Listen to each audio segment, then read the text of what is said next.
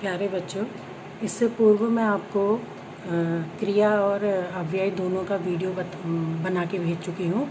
अब हमारा तीसरा जो चैप्टर है वो वाच्य है, और वाच्य को हम जो है लिखित रूप में पढ़ चुके हैं। और इसके बाद अब आज मैं इसका वीडियो आपको बना के भेजती हूँ ताकि आपको समझने में आसानी होगी। देखो, वाच्य वही है जो अंग्रेजी वाले कुछ बच्चे हैं, उन्होंने अभी तक यदि वॉइस पढ़ा है तो वो उसी को जो है हिंदी में वाच्य कहा जाता है। अब वाच्य का असली जो अर्थ है, शाब्दिक अर्थ है, वो है बोलने का विषय। यानी कि बोलने का आपको अपनी बात को कहनी है, और कहने के कितने कई तरीके होते हैं, उसमें आप किस तरीके से बात को कर रहे हैं। जैसे इसका उदाहरण है आपका पहला उदाहरण, दादाजी अखबार पढ़ रहे हैं। अखबार दादाजी के द्वारा पढ़ा जा रहा है। देखो, इन दोनों जो हमारे ये वाक्य हैं, इन दोनों वाक्य में बात एक ही कही जा रही है, लेकिन उसको कहने का तरीका अलग अलग है। तो ये हमारे कर्तवाच्य, यानी कि इसमें जो विषय है वो कर्ता है। दूसरा कर्मवाच्य है, इसमें हमने कर्म को ज़्यादा प्राथमिकता दी है। अब जो तीसरा वाक्य है वो इन दोनों से थोड़ा भिन्न है कि दादाजी से अखबार नहीं पढ़ा जाता है। यानी कि इसमें तीसरे वाले वाक्य में दादाजी की असमर्थता व्यक्त हो रही है, तो ये भाववाच्य है। अब देखो, वाक्य जो इसकी परिभाषा है, इसको आप कैसे समझेंगे। क्रिया के जिस रूप से ज्ञात हो कि वाक्य का मुख्य विषय कर्ता है, यानी सब्जेक्ट, जिसको अंग्रेजी में सब्जेक्ट कहा जाता है, कर्ता कर्म है या फिर आपका भाव है। तो यही उसी अनुसार से आपको वाच्य का पता चलेगा कि कर्ता है तो कर्तवाच्य होगा, भाव है तो भाववाच्य होगा, कर्म है तो कर्मवाच्य होगा। इसी अर्थात जो वाक्य में जो क्रिया है उसी के अनुसार होगा। यानी कि सब कुछ जो भी चीज़ें होंगी, कर्ता है, कर्म है, तो वाक्य की क्रिया उसी के अनुसार होगी। अब हमारे जो वाच्य है, वाच्य को 3 भागों में बांट रहे हैं। तो वाच्य के प्रकार 3 होते हैं। पहला है कर्तवाच्य। इसमें मैंने देखो मुख्य बात क्या है, बस आप एक चीज़ समझ लीजिए कि इसमें जो वाक्य है वो इसमें मुख्य विषय कर्ता होगा। यानी कि कर्ता का मतलब सब्जेक्ट, वाक्य का जो मुख्य विषय होगा कर्ता होगा, और इसी के अनुसार आपकी क्रिया बदलेगी। जैसे यहाँ पर रोहन कहानी लिखता है, गोपिका फल काटती है, माताजी भोजन पकाती हैं, दादाजी बाजार जा रहे हैं, महिमा गाना गाती है। तो ये सभी जो है कर्ता हैं, और ये इस पूरे वाक्य के मुख्य विषय कर्ता हैं, और इसी के अनुसार हमारा जो ये क्रिया है, क्रिया भी इसी के अनुसार बदल रही है।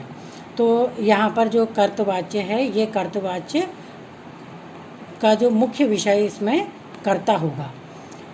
ये चीज़ जो कर्ता कर्म, ये सब मैं आपको क्रिया में भी बता चुकी हूँ। किसी भी वाक्य को पूर्ण करने के लिए हमें कर्ता, क्रिया और कर्म की आवश्यकता होती है। अब देखो, अगला है हमारा कर्मवाच्य। और कर्मवाच्य में क्या है कि इसमें मुख्य विषय कर्म होता है। बात तो हम वही हो, उसी बात को हम कर्ता को आगे लेकर के और के द्वारा शब्द का प्रयोग करेंगे, और उसी बात को हम देखो दूसरे तरीके से कैसे कह सकते हैं। यहाँ पर है रोहन कहानी लिखता है, और इधर क्या है, कहानी रोहन के द्वारा लिखी जाती है।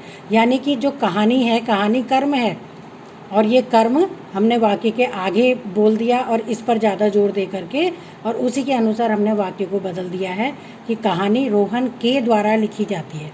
अर्थात एक चीज़ तो आप इसमें समझ गए कि देख, फल गोपिका के द्वारा काटा जाता है, भोजन माताजी के द्वारा पकाया जाता है, दादाजी द्वारा बाजार जाया जा रहा है, गाना महिमा द्वारा गाया जाता है। यानी कि इन जो 5 वाक्य है, इसमें एक कॉमन चीज़ है, के द्वारा। यानी कि के द्वारा शब्द जो है हम कर्मवाच्य में हमारा जरूर लगता है, क्योंकि इसमें हम कर्म को मुख्य विषय बना देते हैं और क्रिया हमारी उसी के अनुसार बदलती है। अब देखो, तीसरा है भाववाच्य। भाववाच्य इन दोनों वाच्य से थोड़ा सा अलग है। इसमें मुख्य विषय भाव होता है। अब जैसे मेन जो आपको वाक्य समझ में आएगा, उसमें क्या है, असमर्थता व्यक्त होती है, व्यक्ति की असमर्थता।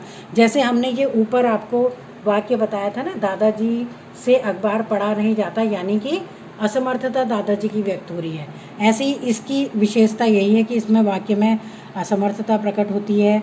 क्रिया का जो अकर्मक रूप इसमें प्रयोग होता है, यानी कि अकर्मक क्रिया आप पहले पढ़ चुके हैं, वही इसमें प्रयोग होगा।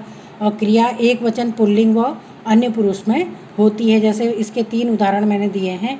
पिताजी से दौड़ा नहीं जाता, दादाजी चल नहीं सकते, गाय उठ नहीं सकती, और अधिकांशतः इसमें असमर्थता वाले वाक्य होते हैं। अब ये तीनों आपको वाक्य समझ में आ गए होंगे।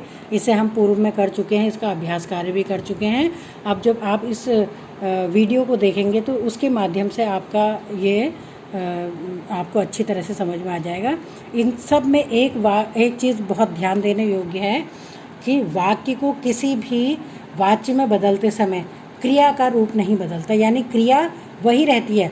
अगर वर्तमान काल में हम बात कर रहे हैं तो वर्तमान काल के में ही क्रिया रहेगी, और भूतकाल में बात करेंगे तो भूतकाल में ही क्रिया रहेगी बदलते समय, और ऐसे भविष्य काल में बात करेंगे तो भविष्य काल की ही क्रिया बदलेगी।